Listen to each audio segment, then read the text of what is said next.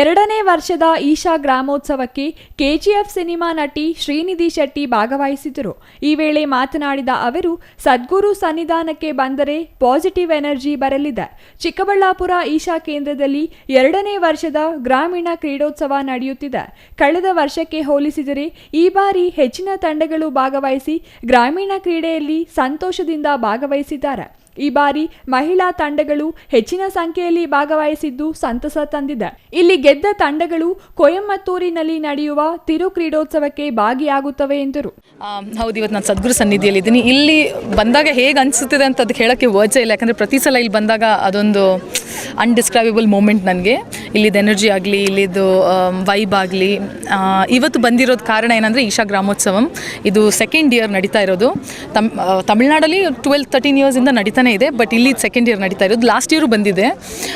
Finale ತುಂಬಾ ಚೆನ್ನಾಗಾಯಿತು. ಏನೊಂದು ಖುಷಿ ಅಂದರೆ ಇಲ್ಲಿ ಮಾಡ್ತಿರೋದು ಕಾರಣ ಏನಂದರೆ ಎಲ್ಲರೂ ಗ್ರಾಮದಲ್ಲಿರುವವರು, ಎಲ್ಲ ಏಜ್ ಬ್ಯಾರಿಯರ್ ಇಲ್ಲ, ಕಾಸ್ಟ್ ಬ್ಯಾರಿಯರ್ ಏನೂ ಇಲ್ಲ, ಎಲ್ಲರೂ ಬಂದು ಒಂದು ಪಾಲ್ಗೊಳ್ಬೇಕು ಈ ಆಟದಲ್ಲಿ. ಹಲವಾರು ಆಟಗಳಿವೆ, ವಾಲಿಬಾಲ್, ಥ್ರೋಬಾಲ್, ಆ ಥರ.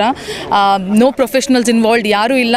14ಇಂದ 70 ನಮ್ಮದು ಆ್ಯಕ್ಚುಲಿ ಓಲ್ಡೆಸ್ಟ್ ಆಟ ಆಡಿದವರು 73 ಇಯರ್ಸ್ ಅವರು, ನೆಲ್ಲೂರಿಂದ ಗುಂಟೂರಿಂದ. ಸೊ ಅದನ್ನು ಕೇಳಿದಾಗ ಎಷ್ಟು ಖುಷಿ ಆಗುತ್ತೆ ಅಂದರೆ ಎಲ್ಲರೂ ಹೊರಗೆ ಬಂದು ಆಟ ಆಡ್ತಿದ್ದಾರೆ. ಹೆಂಗಸರು ಎಸ್ಪೆಷಲಿ ಅವ್ರ ದಿನನಿತ್ಯ ಕೆಲಸ ಮಧ್ಯದಲ್ಲಿ ಬಿಟ್ಟು 1 ಗಂಟೆ ಪ್ರಾಕ್ಟೀಸ್ ಮಾಡೋದು, ಬಂದು ಆಟ ಆಡೋದು. ಅದೇ ನಾನು ಇವಾಗ ಅಷ್ಟೇ ಹೇಳಿದೆ, ವಿನ್ನಿಂಗ್ ಲೂಸಿಂಗ್ ಅದು ಸೆಕೆಂಡ್ರಿ, ಬಂದು ಪಾರ್ಟಿಸಿಪೇಟ್ ಮಾಡೋದೇ ಅದು ದೊಡ್ಡ ವಿಷಯ.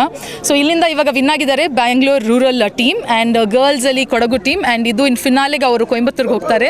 ಸೊ ಎಲ್ರಿಗೂ ನಂದು best wishes, all the very best. And Sadhguru ಮತ್ತು ಈಶಾ ಫೌಂಡೇಶನ್ ಅವರು ಇಂಥ ಒಂದು ಒಳ್ಳೆ ಇನಿಷಿಯೇಟಿವ್ನ ಮಾಡಿದ್ದಾರೆ. ಇದು ಇವಾಗ ನನಗೂ ಒಂದು ಆ್ಯನ್ಯುವಲ್ ಇವೆಂಟ್ ಆಗಿದೆ, ಪ್ರತಿ ವರ್ಷ ಬರೋ ಥರ.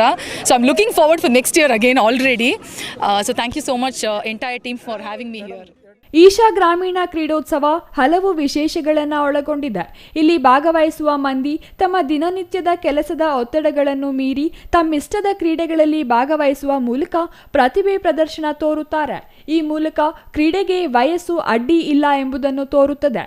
ಈಶಾ ಕೇಂದ್ರದಲ್ಲಿ ನಡೆಯುವ ಯಾವುದೇ ಕಾರ್ಯಕ್ರಮ ವಿಶ್ವಮಾನವ ಸಂದೇಶ ಸಾರುತ್ತದೆ ಎಂದರು. ಹುಣ್ಣಿಮೆಯ ದಿನ ಚಿಕ್ಕಬಳ್ಳಾಪುರದ ಈಶಾ ಕೇಂದ್ರದಲ್ಲಿ ಜನಜಾತ್ರೆಯೇ ಸೇರಿತು.